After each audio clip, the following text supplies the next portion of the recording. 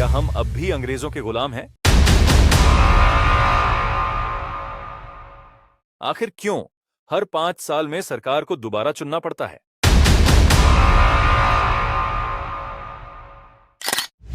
ये डेमोक्रेसी आखिर क्या है? क्या दुनिया का सबसे अच्छा कानून भारत में है? ऐसे और भी कई सवाल जो आपके मन में हैं।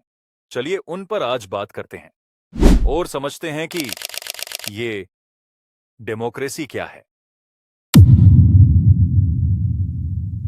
नमस्कार दोस्तों, स्वागत है आपका हमारे चैनल पर डेमोक्रेसी अर्थात लोकतंत्र। भारत में आया 1947 के बाद। इससे पहले भारत में राजशाही हुआ करती थी। डेमोक्रेसी क्या है? लोकतंत्र एक ऐसी शासन प्रणाली है जिसमें सत्ता जनता के हाथ में होती है। जनता अपने प्रतिनिधि चुनाव के जरिए चुनती है और वही सरकार चलाते हैं। सीधा मतलब जनता का, जनता के लिए, जनता द्वारा शासन। इससे पहले भारत अंग्रेजों का गुलाम था। ये सब होने से पहले भारत में अधिकतर मुगल साम्राज्य का राज था। इसके बाद एकीकरण हुआ। एकीकरण में सरदार वल्लभ भाई पटेल जी की अहम भूमिका रही थी। 1947 में जब भारत आजाद हुआ तब देश एक नहीं था। भारत में अंग्रेजी शासन के साथ साथ 562 रियासतें थीं, जिन पर अलग अलग राजा शासन करते थे। अंग्रेजों ने जाते समय राजाओं को यह छूट दे दी कि वे भारत में मिलें, पाकिस्तान में जाएं या स्वतंत्र रहें। इससे भारत के टूटने का खतरा पैदा हो गया। इस कठिन समय में सरदार वल्लभ भाई पटेल ने गृह मंत्री के रूप में देश को एकजुट करने की जिम्मेदारी संभाली। उन्होंने राजाओं से बातचीत की और उन्हें भरोसा दिलाया कि उनकी इज्जत, संपत्ति और पेंशन सुरक्षित रहेगी। परिणाम स्वरूप जुलाई से अगस्त 1947 तक अधिकांश राजा भारत में मिलने के लिए तैयार हो गए। हालांकि कुछ रियासतों ने विरोध किया। जूनागढ़ का नवाब पाकिस्तान में मिलना चाहता था, लेकिन वहां की जनता ने जनमत संग्रह में भारत को चुना।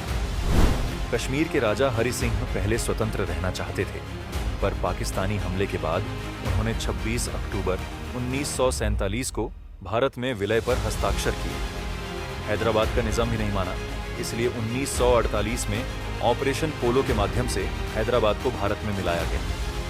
1949 तक सभी रियासतों का एकीकरण पूरा हो गया और 26 जनवरी 1950 को संविधान लागू होने के साथ भारत एक एकीकृत लोकतांत्रिक गणराज्य बन गया।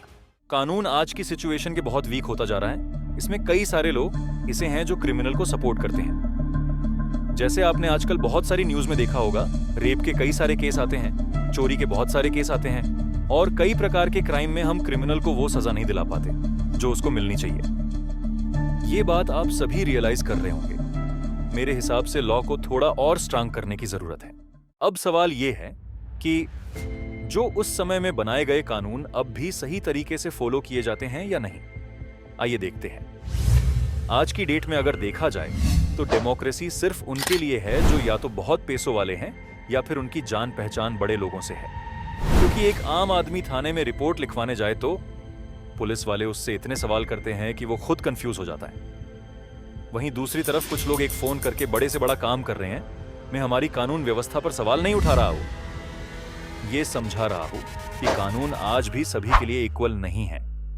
और अगर भ्रष्टाचार की बात करें तो आंकड़े कुछ इस तरह निकल कर आते हैं। करीब 3 दशकों के आंकड़े यह दिखाते हैं कि भारत ने भ्रष्टाचार के खिलाफ लड़ाई में कुछ सुधार जरूर किए, लेकिन वह अब भी वैश्विक औसत से नीचे बना हुआ है। सुधार की कोशिशें हुई, पर वे स्थायी साबित नहीं हो सकी। विशेषज्ञों की राय है कि जब तक सिस्टम में पारदर्शिता, स्वतंत्र संस्थाएं और सख्त जवाबदेही नहीं होगी, तब तक सीपीआई जैसे सूचकांकों में बड़ा सुधार मुश्किल है।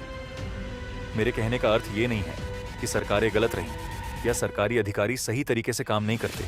मैं ये कह रहा हूं, हुआ सो हुआ। अब हम सब मिलके एक नया देश बनाने की कोशिश करें, जिसमें हम सब मिलके अपनी अपनी जिम्मेदारी समझें, अपने टाइम की वैल्यू समझें और देश के बारे में अच्छे कदम उठाएं। जय हिंद। मिलते हैं अगले वीडियो में।